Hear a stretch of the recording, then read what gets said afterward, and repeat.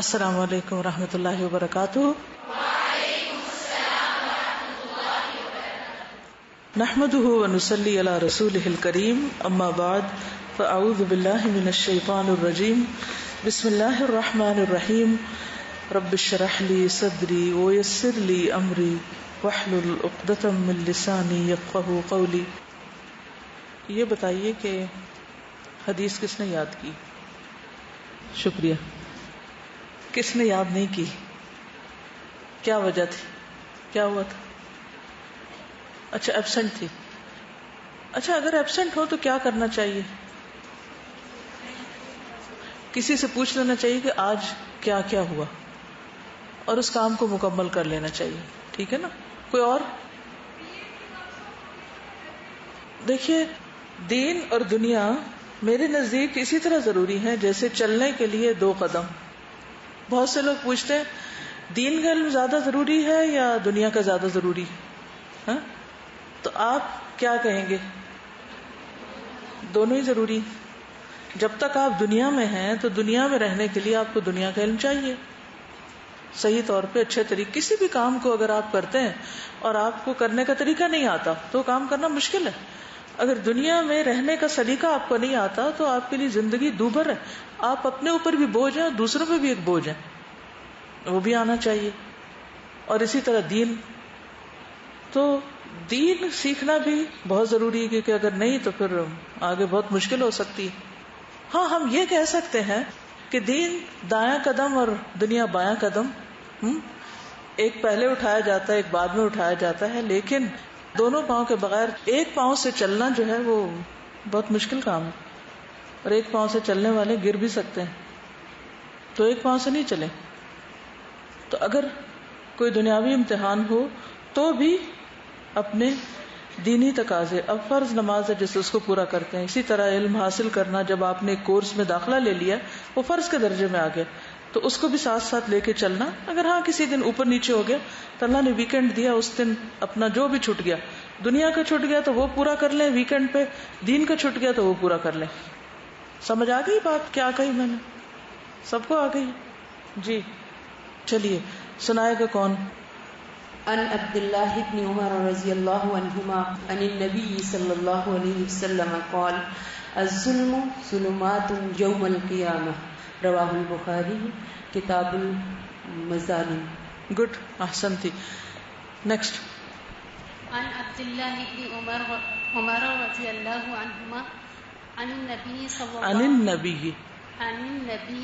اللہ علیہ وسلم قال الظلم ظلمات یوم القیامہ کتاب البخاری رواہ البخاری کتاب المظالم. بخاری نہیں کہ بخاری فاعل ہے، رواہ البخاری کتاب المظالم. عن عبداللہ ابن عمر ان عبداللہ مجھے سمجھ نہیں آئی کہ آپ نے عبداللہ کا یا عبداللہ کا کیا کہا ہے؟ کھول کے منہ بولیے کہ مجھے سمجھ آئے. عن عبداللہ ابن عمر رضی اللہ عنہ عمر نہیں، عمر ہاں رضی اللہ عنہ عمر رضی اللہ عنہما عن النبی صلی اللہ عن النبی صلی اللہ علیہ وسلم قال الظلم ظلمات یوم القیامہ رواہ البخاری کتاب المظالم. اوکے، آپ کو یاد تھی لیکن کانفیڈنس کی کمی تھی، وہ کیوں؟ کیا وجہ؟ جب ایسا فیل ہو نا کہ آپ کسی کے سامنے پڑھ نہیں سکتے تو اکیلے کمرے میں خوب پریکٹس کریں. ٹھیک ہے؟ لاؤڈلی پڑھیں، شیشے کے سامنے کھڑے ہو کے پڑھیں، شکل کیسے دکھ رہی ہے. آپ سمجھے آپ اپنی تصویر کو سنا رہے ہیں، خوب منہ کھول کے بولیے حتیٰ کہ آپ کو جھجک اتر جائے. ٹھیک ہے نا؟ کیونکہ علمہ البیان، اللہ نے بیان کی صلاحیت دی ہے، سکھایا ہمیں. ہم یہ نہیں کہہ سکتے ہمیں نہیں آتا، ہم نے استعمال نہیں کیا اس کو. نیکسٹ. عن عبد الله بن عمر رضی اللہ عنہما عن النبی صلی اللہ علیہ وسلم قال الظلم ظلمات یوم القیامہ رواہ البخاری کتاب المظالم. ٹھیک ہے. عن عبد الله بن عمر رضی اللہ عنہما عن النبی صلی اللہ علیہ وسلم قال الظلم ظلمات یوم القیامہ رواہ البخاری. ٹھیک ہے. عن عبد الله بن عمر رضی اللہ عنہما عن النبی صلی اللہ علیہ وسلم قال الظلم ظلمات یوم القیامہ رواہ البخاری کتاب المظالم 2447. شاباش، احسن. اب ایسا ہے کہ کچھ سوال آئے تھے، اس پہ میں بات کرنا چاہوں گی. کسی نے لکھا ہے بجلی چوری کر کے استعمال کرنا بھی ظلم ہے. کسی نے مجھ سے بحث کی کہ آج کے دور میں یہ جائز ہے، اور یہ بات آج کل بہت عام بھی ہے، یعنی بجلی کی چوری. یہ تو مجھے معلوم نہیں کہ ان کی کیا دلیل ہے اس کو جائز قرار دینے کی، لیکن چوری کا لفظ جس چیز کے ساتھ بھی لگ جائے اس کو آپ جائز کر سکتے ہیں؟ تو جائز نہیں کر سکتے. اس کا کوئی نقصان ہوا بجلی چوری کا ہمارے اوور آل پاکستانی معاشرے پر؟ لوگ اس سے کوئی متاثر ہوئے؟ کوئی کاروبار متاثر ہوئے؟ کوئی ہماری پروڈکٹیوٹی متاثر ہوئی ہے؟ دیکھ رہے ہیں نا ملک کا حال کیا ہے. کیا مریضوں پہ، ہسپتالوں پہ کوئی اثر پڑتا ہے؟ فیکٹریوں پہ کوئی اثر پڑ رہا ہے جو ہم بجلی چوری کر رہے ہیں؟ میں پچھلے جب جون میں کراچی گئی تو مجھے حیرت ہوئی، بجلی نہیں گئی سارا دن. میں نے کہا یہ کیا بات ہوئی، اسلام آباد میں ہر وقت بجلی جا رہی، یہاں بجلی نہیں جا رہی. یہ تو بڑا امتیازی سلوک ہے. پھر مجھے پتا چلا کہ جن علاقوں کے لوگ بل صحیح پے کرتے ہیں وہاں ہارڈلی لوڈ شیڈنگ ہوتی، اور جہاں لوگ بجلی چوری کرتے ہیں وہاں 8-8 گھنٹے کی لوڈ شیڈنگ ہے. تو یہ تو انسٹنٹ نقصان ہے. تو کوئی بھی کام جب ہم غلط کرتے ہیں تو آخرت ہے، وہاں کا حساب کتاب اور پکڑ تو وہاں کی ہے، لیکن دنیا میں بھی انسان کو نقصان ہوتا ہے. یعنی جب بجلی چوری کی جاتی ہے اور اس کے نتیجے میں بجلی، چونکہ وہ پیسے اس کے دیے نہیں جاتے، مزید بجلی پیدا نہیں ہوتی، تو بجلی نہ ہونے کے اگر آپ نقصان لکھنے بیٹھے تو ایک پوری لسٹ بنا لے.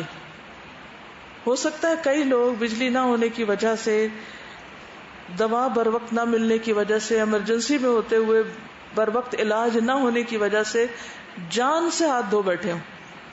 تو کیا وہ جرم جو انہوں نے کیا، جنہوں نے بجلی چوری کی یا بل ادا نہیں کیے، کیا ان کا کچھ حصہ ہوگا اس ظلم میں، اس نقصان میں؟ یقیناً ہوگا.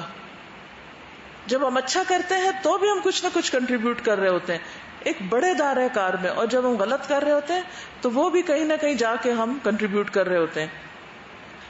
یہ کسی نے لکھا ہے کہ زمین پہ چلتے ہوئے اللہ کی اتنی مخلوق ہمارے پاؤں تلے روندی جاتی ہے، کیا یہ بھی ظلم میں آئے گا؟ کیا کہتے ہیں آپ اس بارے؟ یہ وہ چیزیں ہیں جو روزمرہ کی زندگی میں ہمیں پیش آ رہی ہوتی ہیں. جو ایک محتاط یا متقی انسان ہوتا ہے وہ ان کے بارے میں بھی کانشیس ہوتا ہے کہ یہ کیا ہو رہا ہے.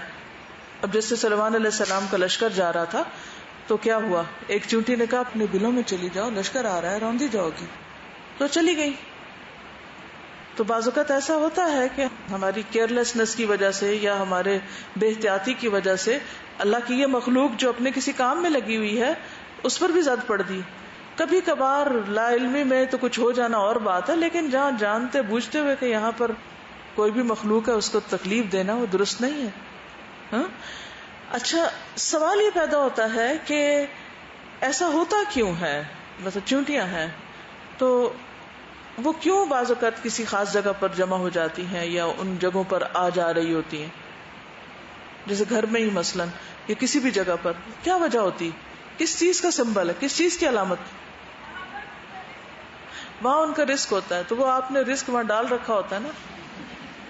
کچھ چیزیں گرا رکھی ہوتی ہیں ہم نے، وہ بھی ہماری دراصل کیئرلیسنس ہوتی ہے. ویسے چینی لی، تھوڑی سی لی اور تھوڑی سی گرا دی.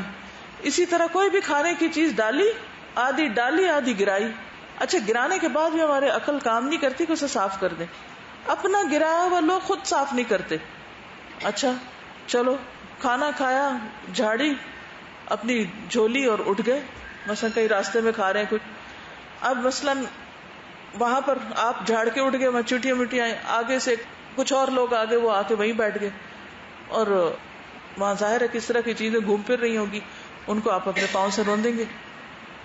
چاہے ہم سڑک کے کنارے ہی کیوں نہ بیٹھے ہوں اور یہ سوچ کے کہ کوئی نہیں، کیا فرق پڑتا ہے، تو کیا ہمیں حق ہے کہ گند پھیلا کے اٹھے؟ اگر قرآن پڑھنے والے اسٹوڈنٹس کہیں بیٹھے ہوں اور جب کھجوریں کھا کر اٹھیں تو گٹلیاں فرش پر نظر آئیں تو آپ ان کے بارے میں کیا کہیں گے؟ ہاں کیا کہیں گے؟ سمجھدار، عقل مند، سینسیبل، ویل مینرڈ، جاہل؟ کیونکہ ایسے علم کو کوئی فائدہ نہیں جس پر عمل نہ ہو. آج میں جب آ رہی تھی تو میں سوچ رہی تھی کہ میں کیا پڑھانے جا رہی ہوں اور میں کیوں پڑھاتی ہوں اور کیا مقصد ہے اس کو پڑھنے کا. صرف علم میں اضافہ کرنا. علم کس لیے ہوتا ہے اور خصوصاً دین کا علم کس لیے آیا ہمارے پاس؟ عالم کہلانے کے لیے کہ عالم بن جائے ہم کچھ. اور یہ سب کچھ عمل کے لیے, اور اگر عمل نہیں تو پھر کس لیے, پھر کیا فائدہ؟ آپ کو معلوم ہے کہ راستوں میں کوڑا پھینکنے والوں کے لیے نبی صلی اللہ علیہ وسلم نے کیا فرمایا؟ لعنت کی گئی ایسے لوگوں کے لیے جو سایہ دار جگہوں پر گندگی پھیلائیں, رفع حاجت کریں. کسی نے پوچھا والدین اگر اپنی زندگی میں اولاد کو ہبہ کریں تو کیا بیٹے بیٹی کے حق میں اسی طرح فرق ملحوظ رکھیں گے جیسے وراثت میں؟ نہیں, ہبہ میں وہ نہیں ہے, آپ برابر بھی دے سکتے ہیں. میں نے اپنی سابقہ سسرال میں ان کے حق میں ظلم کیے جس کا آج احساس ہو رہا ہے. معافی مانگنا چاہتی ہوں مگر گھر والے نہیں مانگنے دیتے. سابقہ سسرال والے بھی معاف کرنے کے حق میں نہیں, تو کیا کروں؟ کوئی بتائے گا آپ میں سے کہ انہیں کیا کرنا چاہیے؟ ان کے لیے دعا کریں اور اپنے لیے بھی دعا کریں, توبہ استغفار کریں, صدقہ خیرات کریں, اور اس بات کا انتظار کریں کہ موقع ملے تو معافی بھی مانگ لی جائے. جی ہاں, گڈ. کسی اور جگہ ایسا ہوتا دیکھیں, کسی اور لڑکی کو ایسا کرتا دیکھیں تو اس کو آپ روکیں, کیونکہ کسی بھی گناہ کے کفارے کے لیے کیا ضروری ہے؟ اس جیسی نیکی کوئی کر دی جائے, اس کے ازالے کے لیے جو نیکی ہوتی ہے اسی قسم کی وہ کر لی جائے, اور اس نیت سے کی جائے کہ اللہ تعالیٰ میرا وہ پچھلا گناہ معاف کر دے.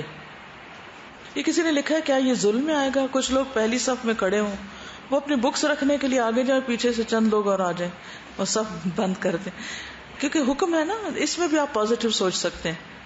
اگر میرے ساتھ ایسا ہو تو میں سوچوں گی کہ کتنے اچھے ہیں یہ لوگ کہ کتنی جلدی صف ملاتے ہیں اور گیپس فل کرتے ہیں, کیونکہ حکم کیا ہے. کیونکہ ہو سکتا ہے انہوں نے نوٹس نہ کیا ہو کہ کوئی آگے کتاب رکھنے گیا ہے یا کہاں, تو کب تک ویٹ کریں. اگر تو وہ دیکھ رہے ہیں اور دیکھ کے کر رہے ہیں تو انتہائی غلط کر رہے ہیں, بہت ہی غلط کر رہے ہیں کہ ایک شخص صف میں کھڑا ہے, کوئی چیز لینے دینے آگے پیچھے ہوا تو اس کی جگہ بند کر دی جائے, یہ تو درست نہیں. لیکن اگر پتہ ہی نہیں چلا کسی کو, کسی نے نوٹس ہی نہیں کیا اور وہ صفیں ٹھیک کر رہا ہے اور اس نے دیکھا کہ کوئی جگہ خالی ہے اور وہ اس میں آ کے کھڑا ہو گیا, تو اس پر یہ الزام نہیں ہوگا. تو ہر چیز کے دو رخ ہوتے ہیں. جب کبھی منفی بات ذہن میں آنے لگے تو اس کا دوسرا رخ ضرور سوچا کریں کہ یہ بھی تو وجہ ہو سکتی, تو اس کا اور کچھ فائدہ ہو یا نہ ہو, آپ کو اپنا دل اچھا ہو جائے گا, آپ غم نہیں کھائیں گے, پھر آرام سے سوئیں گے. ٹھیک ہے نا. چلیے, سبحانک اللہم و بحمدک, اشہد ان لا الہ الا انت, استغفرک و اتوب الیک. السلام علیکم و رحمۃ اللہ وبرکاتہ.